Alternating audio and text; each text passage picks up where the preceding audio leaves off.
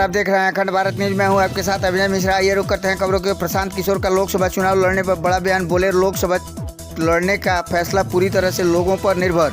लोग कहेंगे कि किसी की मदद करनी है तो जन सुराज मदद करेगा। जन सुराज पदयात्रा के 220वें दिन की शुरुआत वैशाली जिले के महनार प्रखंड अंतर्गत गोरीगांव पंचायत स्थित पदयात्रा शिविर में सर्वधर्म प्रार्थना से हुई। उसके बाद प्रशांत किशोर ने स्थानीय पत्रकारों से साथ संवाद किया। पत्रकार वार्ता के दौरान उन्होंने अपनी पदयात्रा का अनुभव साझा किया। जन सुराज पदयात्रा के माध्यम से प्रशांत किशोर 2 अक्टूबर 2022 से लगातार बिहार के गांवों का दौरा कर रहे हैं। उनकी पदयात्रा अब तक लगभग 2500 किलोमीटर से अधिक की दूरी तय कर चुकी है। पश्चिमी चंपारण से शुरू हुई पदयात्रा शिवहर, पूर्वी चंपारण, गोपालगंज, सीमांत, सारण होते हुए वैशाली जिले पहुंची है। वैशाली में पदयात्रा अभी 2 दिन और चलेगी और इस दौरान अलग अलग गांवों और प्रखंडों से गुजरेगी।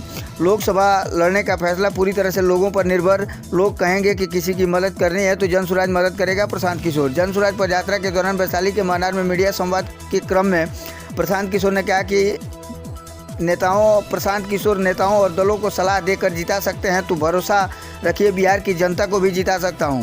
इस पूरे अभियान में यह कहा जा रहा है कि जनता के बीच से ऐसे लोगों को ढूंढ कर निकालेंगे और उनके साथ अपनी पूरी शक्ति, बुद्धि, संसाधन लगाएंगे और उनको जिता कर लाएंगे। जब कोई ईमानदार व्यक्ति जीत कर आएगा तभी स्थिति में सुधार आएगा।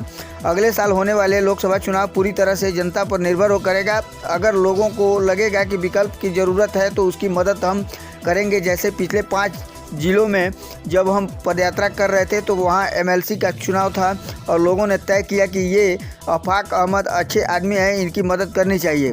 जन सुराज ने शिक्षक निर्वाचन के चुनाव में अफाक की मदद की और वो चुनाव जीत गए। आने वाले 2024 में हो रहे लोकसभा चुनाव में लोग अगर तय करेंगे कि चुनाव लड़ना चाहिए तो उसकी मदद हम करेंगे। नीतीश कुमार के शासन में बिहार में 2 नए उद्योग शुरू हो गए, शराब माफिया और बालू माफिया। शराब की होम डिलीवरी हो रही है। प्रशांत किशोर।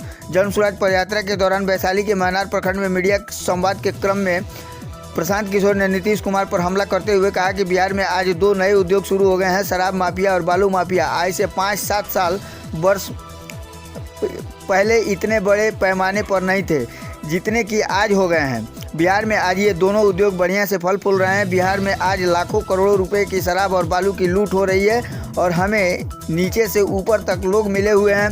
शराबबंदी के नाम पर शराब की दुकान बंद है, लेकिन शराब की घर घर होम डिलीवरी हो रही है। यही स्थिति बालू की है। जो जितना ताकतवर है वो वहाँ से बालू उठा रहा है। आज कोई इसको रोकने वाला नहीं है। बालू माफिया ऐसे हैं जैसे जिसकी लाठी उसकी भैंस वाली बात हो गई है और सैकड़ों रुपए की लूट हो रही है। सरकार भी इसको रोक नहीं रही है। सरकार का इसमें हस्तक्षेप नहीं करना इस बात को दर्शाता है कि सरकार भी ऐसी घटना में खुलकर शामिल है। बिहार में 60% लोगों के पास ज़मीन ही नहीं है, सिर्फ पेट भरने के लिए खेती कर रहे हैं किसान। प्रशांत किशोर। जन सुराज पदयात्रा के दौरान महनार में मीडिया संवाद के दौरान प्रशांत किशोर ने कहा कि किसानों की बदहाली पर कहा कि बिहार में पिछले 75 सालों में भूमि सुधार को लेकर कोई प्रयास नहीं किया गया है, जिसकी वजह से आज देश में बिहार ऐसा राज्य है जहां भूमिहीन लोग अधिक मात्रा में रहते हैं। बिहार में 60% लोगों के पास 1 इंच ज़मीन नहीं है, लेकिन उससे बड़ी समस्या यह है कि 40% लोग जिनके पास ज़मीन है उनमें से 35% लोगों के पास 2 बीघे से भी कम ज़मीन है। बिहार में छोटे किसान हैं, जिस वजह से बिहार में आज कमाने वाली नहीं खाने वाली खेती हो रही है। खेती से पैसा कमाने का कोई विकल्प नहीं है। यहाँ लोग गेहूं, धान और मकई इसलिए उगा रहे हैं ताकि अपना और अपने बच्चों का पेट भर सके। आइए सुनते हैं प्रशांत किशोर ने क्या कुछ कहा है। जनता को ये बता रहे हैं कि अगर मैं नेताओं को और दलों को सलाह देकर जिता सकता हूं तो भरोसा रखिए आपको भी सलाह देकर जिताएंगे। और तो वो बता रहे हैं आपको, ये पूरे अभियान में हमने क्या कहा कि जनता के बीच से ऐसे लोगों को ढूंढ कर निकालेंगे और फिर उनके साथ पूरी अपनी बुद्धि, शक्ति, संसाधन, व्यवस्था लगाएंगे ताकि उनका चुनाव हो। चुनकर वो आएंगे तभी तो सुधार होगा। ये कोई छुपी हुई बात नहीं है। आपने कहा लोकसभा का, मेरे भाई हमने पहले कहा है ये पूरी तरीके से जनता पर निर्भर है। हम 5 जिले में पैदल जब चले तो वहाँ MLC का चुनाव था। लोगों ने तय किया कि एक आदमी भैया ये बहुत अच्छे हैं, इनकी मदद की जाए, तो निर्दलीय लड़ा, हम लोगों ने मदद की, वो जीत कर आया। अगर लोग कहेंगे कि लोकसभा में विकल्प कोई नया मिलना चाहिए, लोग तय करेंगे तो उसके पीछे हमारी ताकत है। लेकिन हम उस दल के नेता नहीं हैं, हमने दल बनाया नहीं है, हम लोगों की मदद के लिए खड़े हैं। लोग यहाँ सिर्फ एक ही बात से परेशान हैं कि उनके पास विकल्प नहीं है, उनको चुनाव कैसे जीतना है इसकी समझ नहीं है। तो हम बता रहे हैं कि हम आपके बीच से विकल्प बनाते हैं और आप चुनाव लड़ना चाहते हैं तो आपके चुनाव जीतने में हम मदद करेंगे।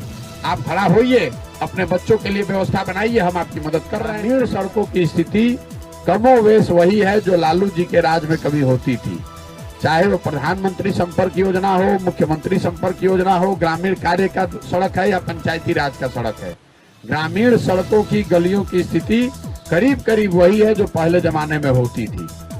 इसके साथ साथ एक अंत में दो और बातें जो नया उद्योग बिहार में शुरू हुआ है। एक है शराबबंदी से जुड़ा माफिया और बालू माफिया। बिहार में ये दोनों चीज आज से 5-7 बरस पहले इतने बड़े पैमाने पर नहीं था, लेकिन अभी हम लोग देख रहे हैं कि दो उद्योग यहाँ जो एकदम फल फूल रहा है वो है शराब माफिया और बालू माफिया। बड़े पैमाने पर हजारों करोड़ रुपए की शराब और बालू की माध्यम से लूट हो रही है और इसमें लोग नीचे से लेकर ऊपर तक मिले हुए हैं। शराबबंदी के नाम पर शराब की दुकान बंद है, घर घर होम डिलीवरी हो रहा है, कोई पूछने वाला नहीं है। वही हाल बालू का है, जो जिसकी लाठी उसकी भैंस, जिसकी जहां ताकत है वहां से बालू उठा रहा है, बेच रहा है और हजारों करोड़ रुपए का लोग चोरी कर रहे हैं। कोई 70 साल में बिहार में भूमि सुधार को लेकर कोई प्रयास नहीं किया गया है। उसकी वजह से बिहार में आज देश के सबसे ज्यादा भूमिहीन लोग रहते हैं। 60% लोग ऐसे हैं ग्रामीण बिहार में जिनके पास 1 इंच जमीन ही नहीं है। ये लाखों एकड़ भूदान में जमीन जो दान दिया गया, लैंड सीलिंग एक्ट में जमीन लिया गया और सारे समाजवाद के चर्चा और नारों के बाद भी 60% लोगों के पास जमीन है ही नहीं। लेकिन उससे बड़ी समस्या यहाँ ये है कि जिन 40% लोगों के पास जमीन है, किसानों के पास, उनमें से 90% मतलब 40 में करीब 35 लोगों के पास 2 बीघे से कम का मालिकाना हक है। जो यहाँ किसान है वो बहुत छोटा और मार्जिनल किसान है। बिहार में जो खेती हो रही है वो खेती कमाने वाली नहीं है, वो खाने वाली खेती है। कैश क्रॉप का कोई कॉन्सेप्ट नहीं है। आप ज्यादातर किसान यहाँ धान, गेहूं, मकई उगा रहे हैं ताकि उनका और उनके बाल बच्चों का पेट भर जाए। खेती का कॉन्सेप्ट ऐसा नहीं है कि खेती करके कोई आपको आमदनी करना है, पैसा कमाना है। सरकारी आंकड़े बता रहे हैं